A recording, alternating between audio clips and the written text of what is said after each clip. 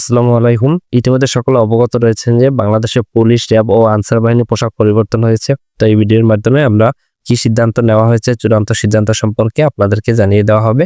তো সবাই ধৈর্য সহকারে পুরো ভিডিওটি দেখে নেবেন।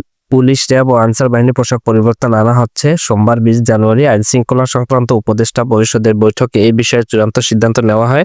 জানা গেছে বৈঠকে আয়রন, রয়্যাল ব্লু, ডিপ খাকি, ডিপ ব্লু, জলপাই সহ কয়েকটি রঙের পোশাক মডেল উপস্থাপন করা হয়। সেখান থেকে আইন শৃঙ্খলা সংক্রান্ত উপদেষ্টা পরিষদের বৈঠকে 3 বাহিনীর জন্য আলাদা আলাদা রঙের পোশাক চূড়ান্ত করা হয়। বৈঠকের সিদ্ধান্ত অনুযায়ী পুলিশের পোশাকের রং হচ্ছে আয়রন, র্যাবের পোশাকের রং হচ্ছে জলপাই বা অলিভ রঙের এবং আনসারদের পোশাকের রং হচ্ছে গোল্ডেন হুইট। এর আগে বিভিন্ন স্পেশালে পোশাক উপস্থাপন করা হয়। আইন শৃঙ্খলা সংক্রান্ত উপদেষ্টা পরিষদের বৈঠকে স্বরাষ্ট্র উপদেষ্টা সভাপতিত্বে এই বৈঠকে যুব, ক্রীড়া, পরিবেশ ও বিদ্যুৎ, জ্বালানি, শিল্প সহ অন্যান্য উপদেষ্টা উপস্থিত ছিলেন। পুলিশ সদস্যদের বিভিন্ন রঙের পোশাক পরিয়ে বৈঠক উপস্থাপন করা হয়।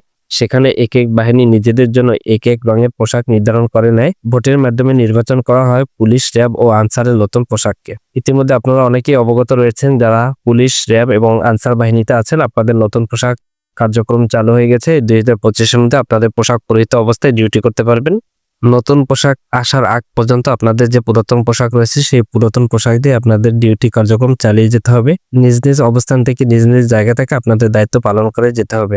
তো এই ছিল আপনাদের জন্য নিউজ বিজ্ঞপ্তি। এছাড়া অন্য কোনো নিউজ থাকলে অবশ্যই আপনাদেরকে জানিয়ে দেওয়া হবে। চাকরি সংক্রান্ত যে তথ্য বা বিজ্ঞপ্তি পেতে হলে অবশ্যই আমার ছোট ইউটিউব চ্যানেলটি পাশে থাকবে।